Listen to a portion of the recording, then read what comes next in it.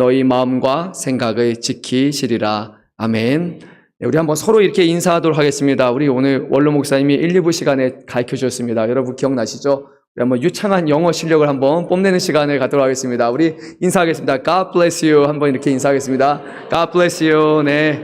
하나님의 또 우리 축복이 우리 사랑하는 모든 성도들의 삶 가운데 2024년 늘 함께 하시기 바랍니다. 네. 맞게 제가, 네, 잘 하셨죠? 서로 발음 다 괜찮으시죠? 네. 네. 다른 건 몰라도 우리가 이거 하나는 잘할 수 있을 것 같습니다. 정말 2024년이고요. 오늘은 하루가 참 길었습니다. 그렇죠? 네.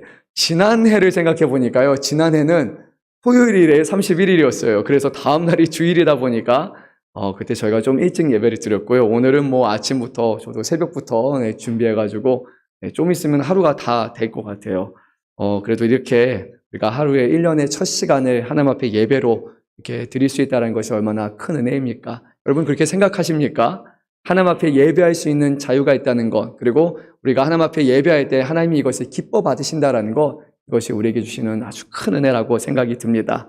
2023년을 보내고 이제 2024년을 시작하는 우리의 마음을 주님께서 붙들어 주시기를 원합니다. 그리고 새롭게 시작하는 한 해를 우리의 힘과 능력으로 사는 것이 아니라 하나님이 주시는 능력을 붙들고 또 하나님의 살아계심을 우리 삶 가운데 굳건히 하고 더 나아가서 하나님과의 온전한 관계 속에서 그분이 우리의 아버지 되시고 우리의 능력이 되시는 그 관계 속에서 한 해를 또 승리하시는 한 해 되길 원합니다. 비록 어려운 일들이 우리 앞에 놓여 있을 겁니다. 2024년이라고 해서 우리의 인생이 갑자기 그냥 기적같이 모든 일이 다 만사형통할 것이라고 그렇게 예상할 수는 없지만요. 그래도 하나님이 우리와 함께 하시기 때문에 우리는 그 어려움들도 이겨내고 그리고 하나님이 주시는 능력으로 승리하며 또 기뻐하며 감사하는 그런 한 해를 보내시기를 바랍니다.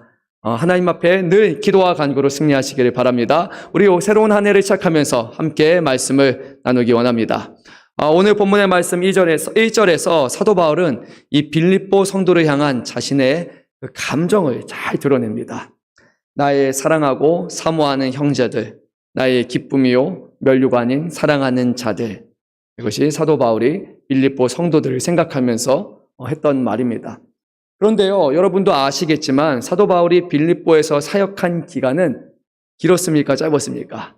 짧았어요. 매우 짧았습니다. 사도 바울은 2차 전도 여행 중에 이 빌립보라는 지역에 거치게 됐는데 거기서 하나님을 경외하는 여성들을 먼저 만났고 그쪽에 자색 옷감 사업을 하던 루디아를 만나게 됐죠. 그리고 이 루디아가 먼저 복음을 받아들였고 그 집에 속한 모든 사람들이 세례를 받게 되고 그리고 이 루디아의 집에서부터 마게도냐 지방의 첫 교회가 시작이 됩니다. 빌립보 교회는 그렇게 시작이 되었습니다.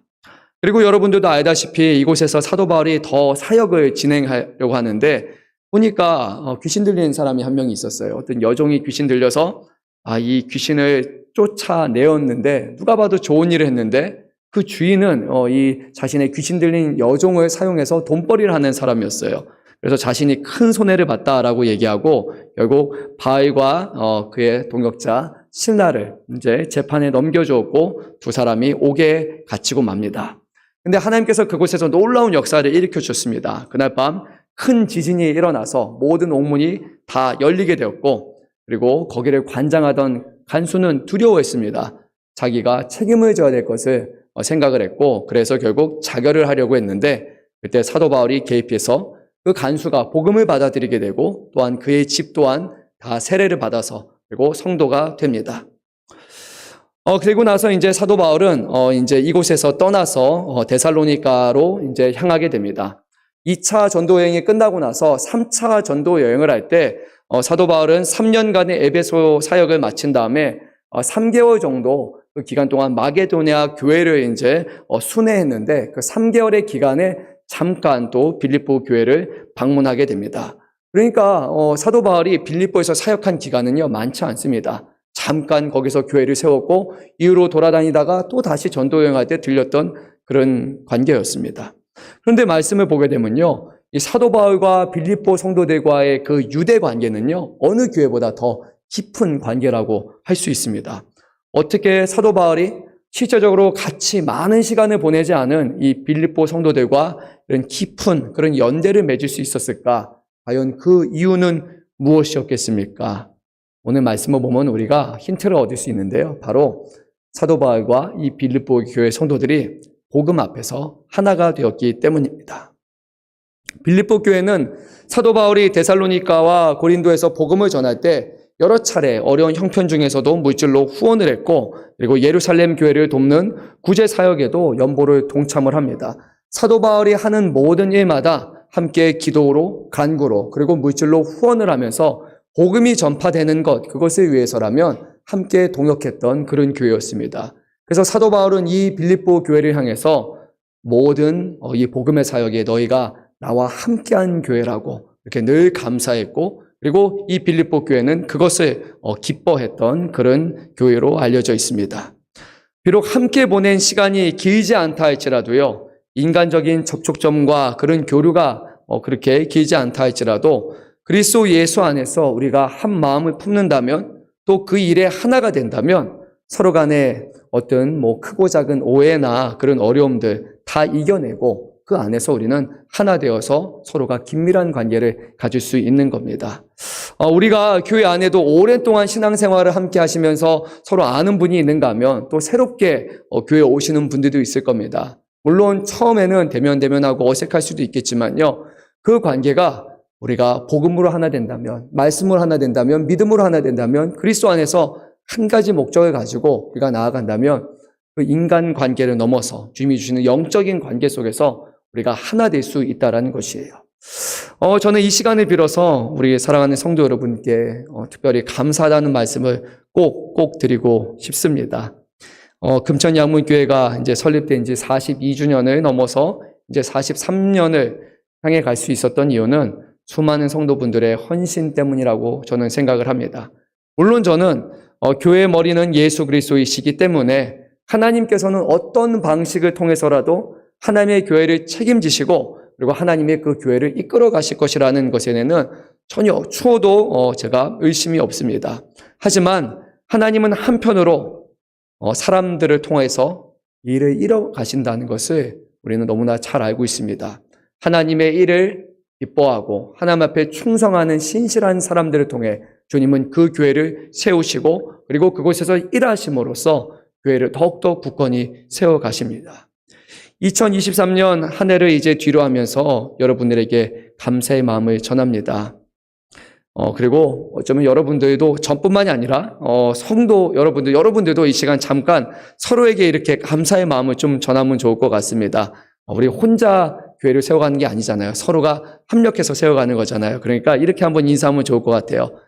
사랑합니다. 감사합니다. 한번 이렇게 인사해 볼까요? 사랑합니다. 감사합니다. 사랑합니다. 감사합니다. 사랑합니다. 감사합니다. 한 분 한 분이 교회에 계시기 때문에 우리가 어떤 분이 무엇을 했냐, 그것은 하나님이 아시는 것이고요. 사람의 눈으로 평가할 수 없는 겁니다. 근데 저는 확신합니다. 우리 금천양문교회 이 자리에 계신 분 중에 단 한 분도 필요 없는 분이 없습니다. 하나님의 계획 가운데 한 사람 한 사람이 다 이곳에는 중요한 분들이기 때문에 한 분 한 분이 이곳에 계시는 것으로 인해서 이 교회가 세워지고 지켜지게 된 것이에요.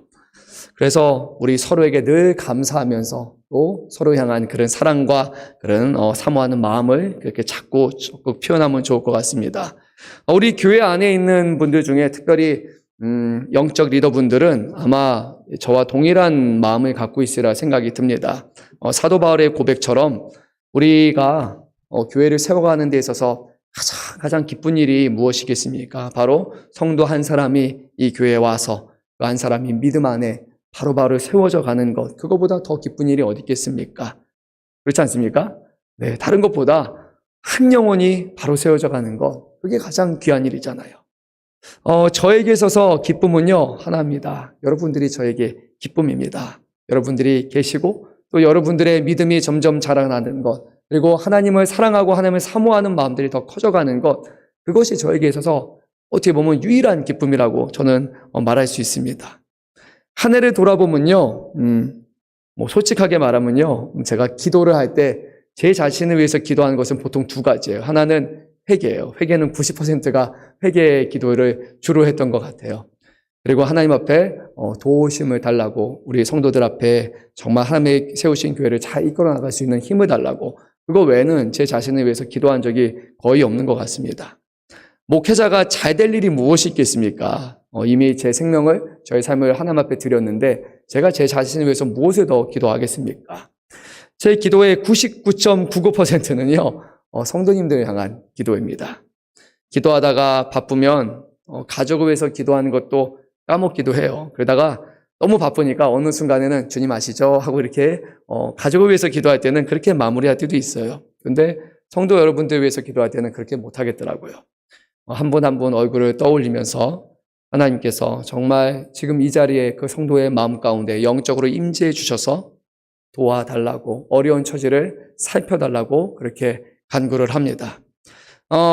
벌써 한 5, 6개월 된 것 같아요. 제가 그때 목이 좀 많이 쉬었는데 기도를 하다가 이제 좀 위험하다라고 느껴졌는데 기도를 더 했어요. 약간 목이 한번 접히고 좀 찢어지는 느낌이 한번 들었어요. 그래서 이제 정말 조심해야겠다, 목을. 그랬는데 그렇게 제가 다짐을 했어요. 밖으로 소리 안 내고 마음으로 기도해야 되겠다라고 생각을 했었는데 그게 안 돼요. 기도하다 보면 성도 여러분들의 형편을 알다 보니까 기도하다 보면 도저히 조용히 기도할 수가 없어서 주님 앞에 애끄는 심정으로 이제 결국 기도하게 됩니다. 그래서 목소리가 점점 높아져요. 하나님 제발 도와주시면 안 됩니까? 하나님 한 번만 어루만져 주시면 안 됩니까? 라고 그렇게 기도할 수밖에 없죠.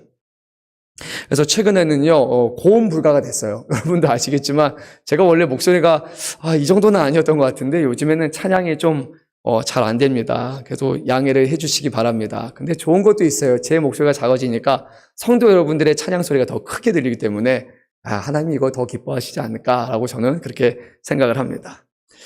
마음 같아서는 모든 성도 여러분들을 더 마음에 깊이 품고 더 많이 사랑하고 싶지만 또 때로는 그런 생각이 들어요. 어설픈 마음과 어설픈 사랑으로 인해서 누군가의 마음에 부담과 상처를 주지 않을까. 그래서 이런저런 생각하다 보면 이도 저도 못하는 그런 때도 많이 있는 것 같습니다. 그럼에도 불구하고 마음은 하나입니다. 우리 사랑하는 성도 여러분, 말로 그냥 앞에 붙이는 수식어가 아니라 여러분이 생각하는 저의 마음은 하나님이 여러분 안에 함께 하시는, 그리고 정말로 진심으로 사랑하고 사모하는 마음을 가지고 늘 감사하는 마음을 가지고 이 자리에 섭니다.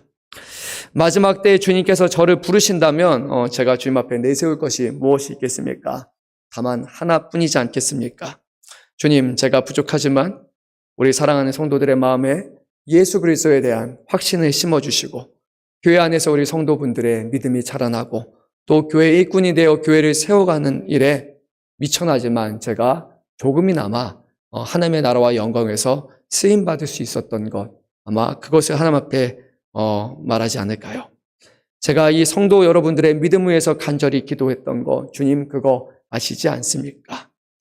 그리고 하나님 앞에 이렇게 또 자랑할 것 같아요. 하나님, 우리 성도 여러분 보세요. 우리 금천이 한문교회 성도 여러분 보세요.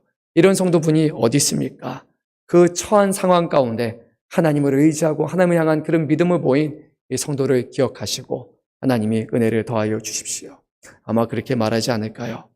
우리 사랑하는 성도 여러분들이 저의 자랑이고 저의 면류관입니다. 사랑하는 성도 여러분, 2023년 한 해 수고 많으셨습니다. 그리고 2024년도 또다시 여러분들의 수고를 부탁드리겠습니다.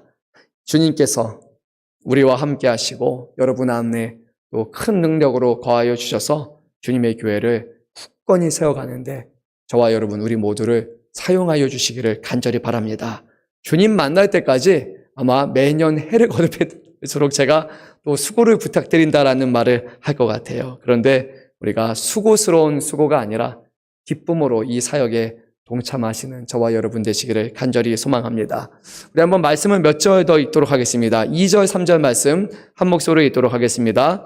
내가 유오디아를 권하고 순두개를 권하노니 주 안에서 같은 마음을 품으라. 또 참으로 나와 멍에를 같이 한 내게 구하노니 복음에 나와 함께 힘쓰던 저 여인들을 돕고 또한 글레멘드와 그 외에 나의 동역자들을 도우라. 그 이름들이 생명책에 있느니라. 아멘. 이 빌립보 교회는 하나님의 일에 헌신하는 교회였어요. 정말로 동참했던 교회였습니다. 시간적으로 물질적으로 모든 일에 헌신했던 교회이지만 그런 교회라 할지라도 이 땅에 세워져 있는 동안에는 문제가 없을 일이 만무합니다. 모든 교회들은 이 땅에 있는 지상의 교회는 다 문제가 있다는 겁니다. 이 빌립보 교회의 문제가 무엇인고 하니 오늘 말씀을 보니까 이 교회 안에서 사도 바울과 함께 복음을 전하는 일에 힘썼던 두 여성이 있었는데 바로 유오디아와 순두계였습니다. 근데 어떤 이유에든지 이 둘 사이에 다툼이 벌어지고 말았습니다. 교회의 머리는 주님이시지만 또 우리가 주의 몸이기 때문에 교회는 이 땅에 있는 동안 완벽할 수는 없어요. 크고 작은 다툼이 왜 없겠습니까? 우리가 하나님의 일을 하다 보면 서로 부딪히는 일들이 발생하기 마련입니다. 나쁜 목적이 아니죠. 열심히 하기 위해서 열심을 내다 보면 서로의 생각이 좀 다르다 보니까 서로의 목소리가 조금 더 다른 방향을 향하다 보니까 거기서 이제 다툼이 발생을 합니다. 하지만 오늘 말씀을 보게 되면요, 그러한 상태에 머물러 있는 것은 결코 좋은 일이 아닙니다. 그냥 문제가 있으니까 보지 않을게, 그냥 얘기 안 하면 돼, 그냥 우리 남남으로 살면 돼 라는 것 자체는 하나님이 기뻐하시는 것은 결코 아니라는 겁니다. 오늘 말씀에서는 그런 상태에 놓여있는 두 여인이 서로 주 안에서 하나 될 것을 권하고 있습니다. 그러면 이 문제를 어떻게 해결해야 되는가? 오늘 사도 바울은 두 사람 모두에게 권했습니다. 내가 유오디아를 권하고 순두계를 권하노니 라고 사도 바울은 말씀합니다. 아마 사도 바울은요, 다른 사람들을 통해서, 소식통을 통해서 어떻게 이 일이 발생했는지 그 사건을 이미 들었을 겁니다. 일반적인 경우라면 결국 누군가가 좀 더 이렇게 해를 끼친 사람, 해라는 표현이 맞는지 모르겠네요. 누군가가 좀 더 원인 제공자에 가까운 사람이 분명히 있을 거예요. 조금 더 문제를 크게 벌인 사람이 있을 겁니다. 그렇다면 당신이 시작을 했으니까 당신이 잘못했습니다라고 그렇게 우리는 말할 수 있겠죠. 누구 한 사람에게 책임을 더 물을 수도 있을 겁니다. 그런데 오늘 하나님께서 사도 바울을 통해 주신 답변은 그것이 아니었어요. 누가 잘못했느냐, 누가 원인 제공자냐, 누가 70%, 누가 30% 물어보지 않습니다. 딱 하나였습니다. 서로 간에 옳고 그름을 따지는 것이 아니라 두 사람 모두에게 사도 바울은 권고했습니다. 유오디아를 권하고 순두계를 권하노니라는 것이 하나님께서 주신 답변이었습니다. 당신이 더 잘못했어, 누가 잘못했어가 아니에요. 두 사람 모두 권하노니라고 성경은 말씀합니다. 그러면 사도 바울을 통해서 하나님이 전하신 그 말씀은 무엇입니까? 권고한 내용은 무엇입니까? 2절 말씀 우리 다시 한번 읽도록 하겠습니다. 내가 유오디아를 권하고 순두계를 권하노니 주 안에서 같은 마음을 품으라. 아멘. 이것이 권한 내용입니다. 주 안에서 어떤 마음을 품으라고요? 같은 마음을 품으라라고 그렇게 말씀하고 있습니다. 사도 바울은 이미 빌립보서 2장 1절에서 4절에서 이렇게 말씀한 바 있습니다. 제가 읽겠습니다. 그러므로 그리스도 안에서 무슨 권면이나 사랑의 무슨 위로나 성령의 무슨 교제나 긍휼이나 자비가 있거든 마음을 같이하여 같은 사랑을 가지고 뜻을 합하여 한 마음을 품어 아무 일에든지 다툼이나 허영으로 하지 말고 오직 겸손한 마음으로 각각 자기보다 남을 낮게 여기고 각각 자기 일을 돌볼 뿐더러 또한 각각 다른 사람의 일을 돌보아 나의 기쁨을 충만하게 하라라고 말입니다. 즉 사도 바울이 전했던 것은 같은 마음이라는 것은요, 서로가 서로 향해서 사랑의 마음을 가지고 내가 더 대단하고 내가 높아지는 것이 아니라 내가 더 다른 사람보다 낮아지는 마음을 품고 그 가운데 서로의 하나의 마음을 품으라는 것입니다. 근데 사도 바울은 여기 오늘 말씀에서 주 안에서 같은 마음을 품으라라고 했습니다. 이것은 단순히 세상에서 말하는 그런 마음이 아니라 그리스도의 마음을 품고 그리스도 안에서 하나 되어야 된다는 것을 말씀하고 있어요. 그러면 예수님의 마음, 그리스도의 마음은 무엇입니까? 제가 말씀을 읽도록 하겠습니다. 2장 5절에서 8절 말씀인데요. 너희 안에 이 마음을 품으라. 곧 그리스도 예수의 마음이니 그는 근본 하나님의 본체시나 하나님과 동등됨을 취할 것으로 여기지 아니하시고 오히려 자기를 비워 종의 형체를 가지사 사람들과 같이 되셨고 사람의 모양으로 나타나사 자기를 낮추시고 죽기까지 복종하셨으니 곧 십자가에 죽으심이라. 아멘. 즉 사도 바울의 권고를 좀 정리하면 이런 것입니다. 각자가 자신의 어떤 권위를 주장할 것이 아니라 오히려 서로가 자신을 낮춰야 될 것이고 하나님의 거룩하신 뜻에 따라 십자가에 죽기까지 복종하신 예수님과 같이 우리가 서로 다투지 말고 자신의 겸손히 낮추고 나뿐만 아니라 다른 사람들까지 돌보는 가운데 마음을 같이하고 사랑 안에서 뜻을 합하고 한 마음을 품으라는 것입니다. 정리가 되십니까? 너무 다 말한 것 같죠? 네. 우리의 생각으로, 우리의 기준으로 한 사람을 맞추는 마음을 강요하는 것이 아니라, 내 말에 맞춰달라는 것이 아니라 내가 그 사람을 사랑하고 그 사람은 앞에서 낮아지고 예수님의 마음을 생각하면서 그리고 우리가 한 마음을 품으라는 것입니다. 혹시 이 자리에 서로 불편한 마음이 있는 분들이 계시다면요, 먼저 누구를 바라봐야 됩니까? 예수님을 바라보시기 바랍니다. 하늘의 영광을 버리시고 근본 하나님과 동일하신 분이시지만 그 하나님의 영광을 취한 것이 아니라 사람과 같이 낮아지신 그 예수님의 마음을 품어야 됩니다. 사람으로 오신 것만 해도 겸손히 낮아지신 것인데 사람 가운데서도 사람들에게 핍박받고 모욕당하고 침뱉음 당하고 매맞음 당하시면서도 십자가에 달려 죽으시기까지 자기 자신을 낮추신 그 예수님의 마음을 품으라는 거예요.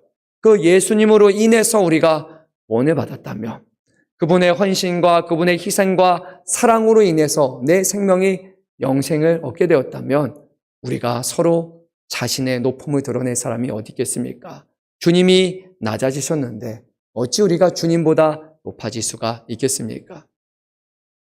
어쩌면 교회 안에서 서로가 한 마음을 품는 것은 많은 희생을 요구할 것이고 세상의 이치와는 좀 다른 방향으로 흘러갈 수도 있을 것입니다.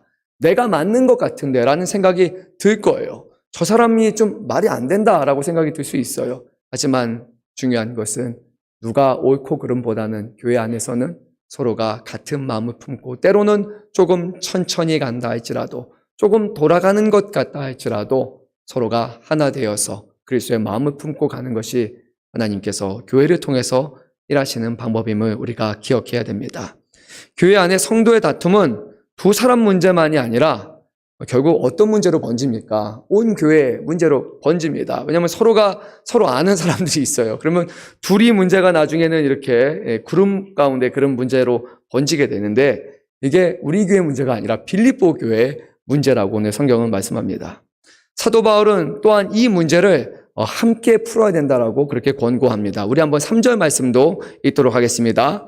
또 참으로 나와 멍에를 같이 한 내게 구하노니 복음에 나와 함께 힘쓰던 저 여인들을 돕고 또한 글레멘드와 그 외에 나의 동역자들을 도우라. 그 이름들이 생명책에 있느니라. 아멘. 교회 안에 종종 발생하는 그런 다툼의 문제는요, 이 두 사람의 문제로 시작했는데 그 두 사람의 옆에 옹호하는 사람들이 이제 결국에 크게 무리를 이루어서 그래서 그 문제를 더욱더 크게 만드는 그런 것에 있습니다. 오늘 사도 바울은 이 두 사람이 먼저는 복음에 나와 함께 힘쓰던 저 여인들이라고 그렇게 강조를 합니다. 비록 이 두 사람이 어떤 좀 불미스러운 일에 서로가 연루되어서 다투고 이렇게 싸우는 일이 있지만 근데 이 두 사람을 정죄해서는 안 되고 이 사람은 정말로 나와 함께 복음에 힘썼던 사람이니까 너희가 그런 눈으로 봐서는 안 된다. 그러니까 계속해서 이 사람들을 도와서 앞으로도 복음의 사역을 잘 감당할 수 있도록 돕는 역할, 그것이 바로 나머지 성도들과 교회가 해는 역할이다라고 그렇게 말씀합니다. 그래서 오늘 사도 바울은 정확하게 이렇게 말씀합니다. 도우라 라고 말입니다. 사랑하는 성도 여러분, 혹시라도요 우리 주변에 다툼이 발생할 때 교회 안에 어떤 의견 차이로 인해서 서로가 불편하고 어려운 일이 발생할 때 우리가 해야 될 것은요, 한 사람 편에 서는 것이 아니라 그 문제가 잘 해결될 수 있도록 서로 중재하고 돕는 역할을 하는 겁니다. 제일 먼저 우리가 도울 수 있는 방법은 모든 지각에 뛰어나신 하나님 앞에 예를 놓고 기도하는 것이에요. 그리고 나서 두 사람에게 누가 옳고 그름과 누가 맞다라고 동조하는 것을 얘기하는 것이 아니라 하나님의 마음이 어디 있는지 예수 그리스도의 마음을 품으라고 우리는 전하고 그 사랑 안에서 서로 화해하고 하나 될 수 있도록 돕는 겁니다. 원론적으로는 그렇습니다. 하지만 실제로 우리가 이런 문제가 발생한다면 결코 쉬운 일은 아닐 거예요. 쉬운 일이 아니기 때문에 하나님을 사랑하고 복음을 붙들었던 교회도 이 문제가 발생한 것처럼 어느 교회라 할지라도 결국 이런 어려움들이 발생할 수 있음을 우리가 기억하면서 그 가운데 우리가 한 마음을 계속해서 품을 수 있기를 바랍니다.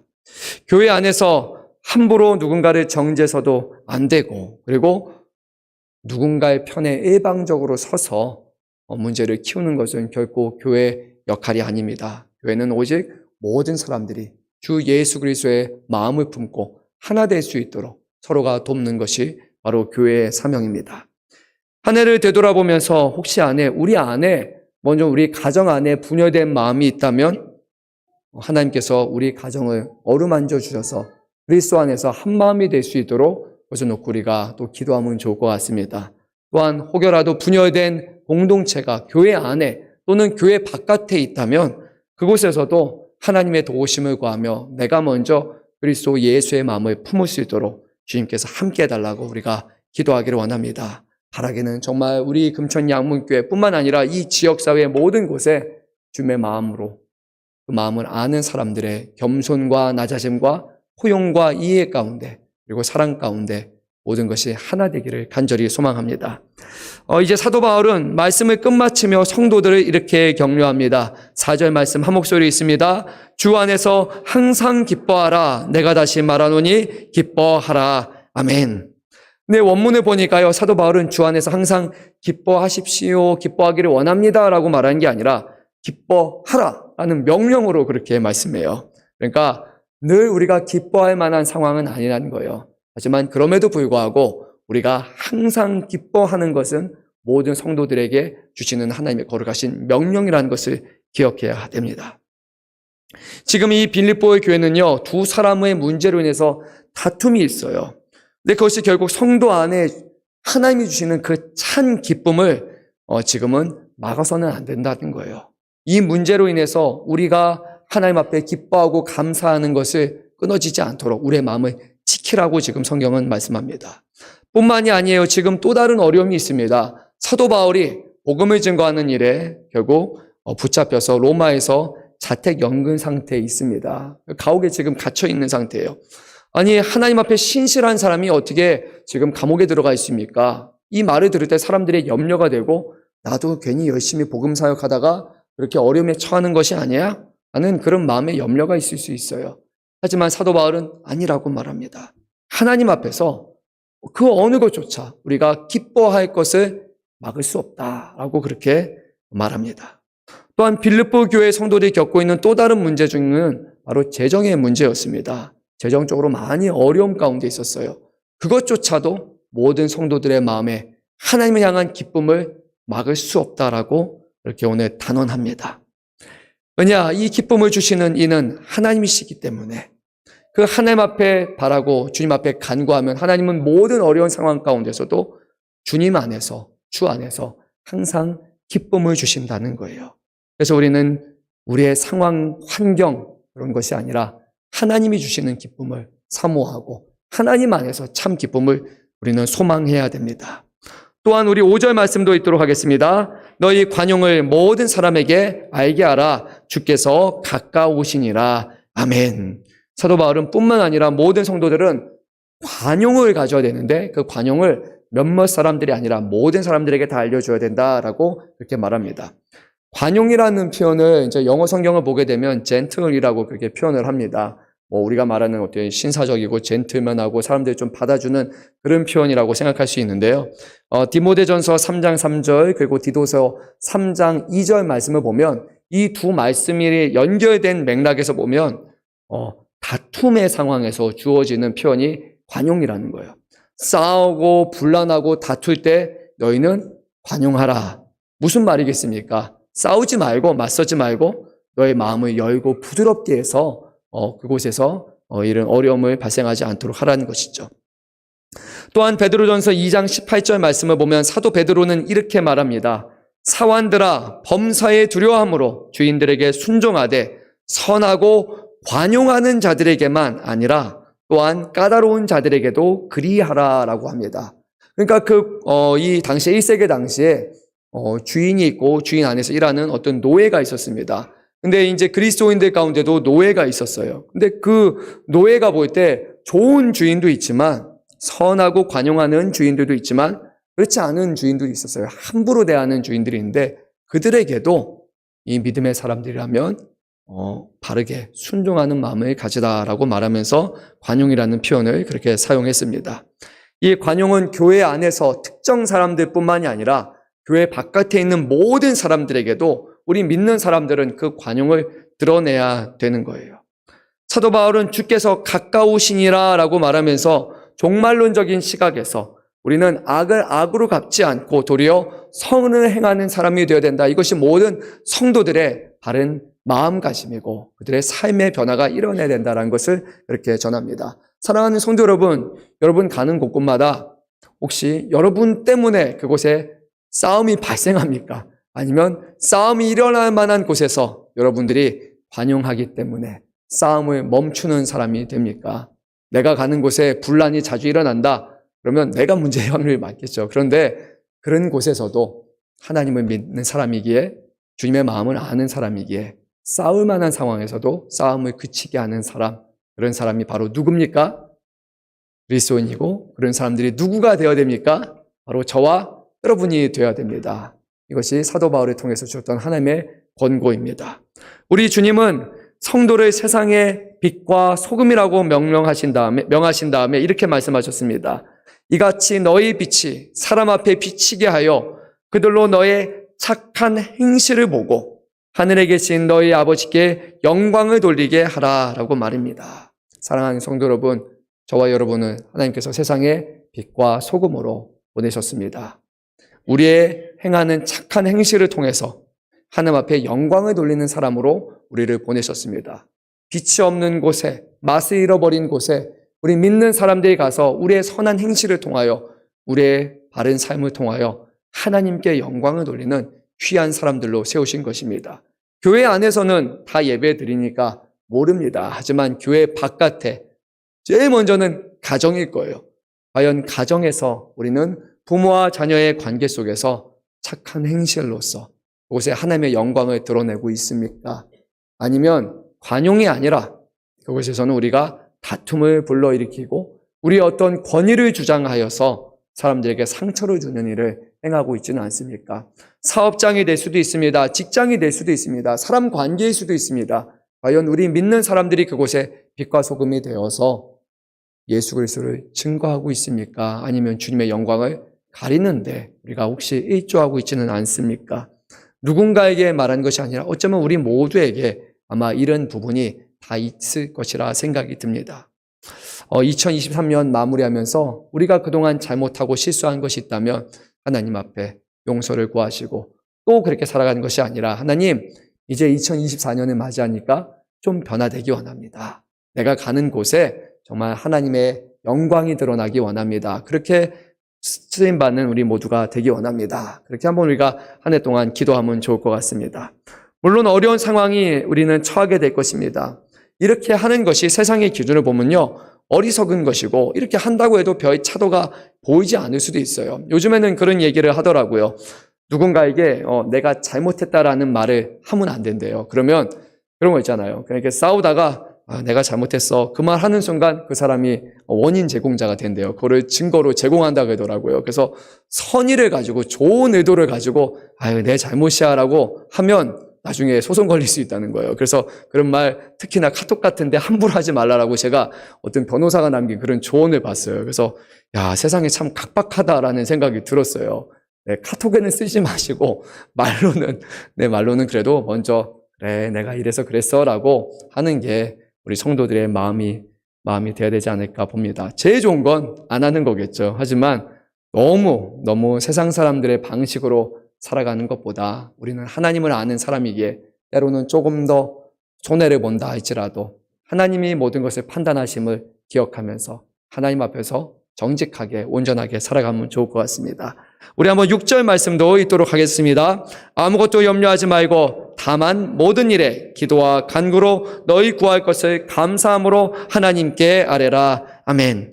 성도들의 바른 자세는 염려하는 것이 아니에요. 다만 기도와 간구로 하나님 앞에 구할 것을 아뢰는 것입니다. 여러분 믿으십니까? 우리는 염려할 사람들이 아니에요. 하나님이 아시잖아요. 그리고 하나님이 우리에게 기도하라고 하셨잖아요. 우리는 그 모든 일에 기도와 간구로 하나님 앞에 나아가는 겁니다. 사도 바울은 이렇게 말했습니다. 너희 구할 것을 의심 가운데 아니에요. 너희 구할 것을 원망 가운데, 두려움 가운데, 염려함 가운데 아닙니다. 너희 구할 것을 감사함으로 하고 말했어요. 물론 이것은 내가 구하는 대로 다 될 거라고 생각해서 하나님 미리 감사드립니다 라는 그런 표현은 아닐 거예요. 하나님은 때로는 우리의 기도에 다르게 응답하시기도 하시잖아요. 하지만 사도 바울에게 있어서 또 우리 성도들에게 있어서 감사는 하나님을 향한 우리의 일반적인 반응이 돼야 되는 거예요. 고난 가운데서도 감사하고 어려움 가운데서도 감사하고 모든 상황 가운데 감사하는 그것이 바로 모든 성도들의 바른 마음가짐이고 믿음입니다. 왜냐하면 하나님이 모든 것을 아시고 하나님은 모든 일에 가장 선하고 좋은 일로 인도하신다라는 사실을 우리가 믿기 때문이에요. 때로는 우리가 받아들이기 힘들다 할지라도 우리는 하나님 감사합니다라고 고백해야 할 것입니다. 로마서 1장 21절 말씀을 보면 감사하지 않는 것이 위험성에 대해서 사도 바울이 말하는데요. 제가 한번 말씀을 읽도록 하겠습니다. 하나님을 알되 하나님을 영화롭게도 아니하고 감사하지도 아니하고 오히려 그 생각이 허망하여지며 미련한 마음이 어두워졌나니. 그리고 이 말씀이 어떤 내용이냐면요. 우상 숭배하는 사람들의 모습이라고 그렇게 말합니다. 감사가 없어진다는 것은요. 결국 우리 마음에 다른 신이 세워진다는 거예요. 하나님을 더 이상 하나님으로 경외하고 섬기지 않는 사람들의 마음을 살펴보면 감사가 없는 거예요. 사랑하는 성도 여러분, 여러분의 마음 가운데 감사함이 있습니까? 모든 상황 가운데 하나님 앞에 감사함으로 나아가고 계십니까? 그런 사람들은 하나님을 정말로 경외하는 사람이에요. 감사가 점점 작아진다면 조심해야 돼요. 감사가 끊어지면 하나님 앞에 회개해야 돼요. 우리가 하나님이 아니라 다른 거를 지금 더 추구하고 다른 것을 원하고 있기 때문이에요. 하나님 앞에 감사하는 그것은 우리 믿는 사람들의 당연한 반응이라는 것을 기억해야 됩니다. 끝으로 우리 7절 말씀을 읽도록 하겠습니다. 그리하면 모든 지각에 뛰어난 하나님의 평강이 그리스도 예수 안에서 너희 마음과 생각을 지키시리라. 아멘.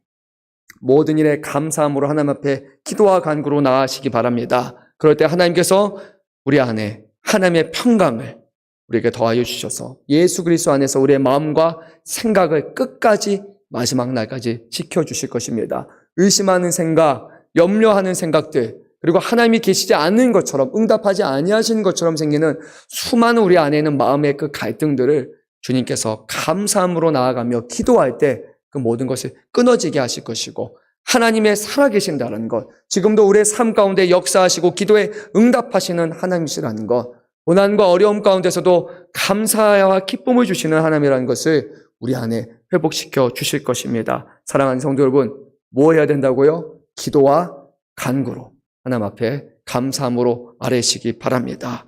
특별히 2024년을 맞이하면서 하나님 앞에 우리의 기도를 다시 한번 돌아보고요. 그 어느 때보다 뜨거운 마음을 가지고 하나님 앞에 어느 때보다 감사하는 마음을 가지고 기도와 간구로 아뢰십시오. 그러면 모든 지각에 뛰어나신 하나님께서 우리 모든 성도들의 삶 가운데 평강을 주실 것입니다. 우리의 마음과 생각을 지켜주실 것입니다. 우리 2024년은 그런 한 해가 됐으면 좋겠습니다. 하나님이 함께 하시고 하나님이 응답하십니다. 내가 그것을 경험했습니다. 그렇게 많은 사람들에게 간증하고 많은 사람들로 하여금 하나님께 다시 한번 인도할 수 있는 그런 귀한 성도 여러분 되시기를 주님의 이름으로 축원합니다. 아멘.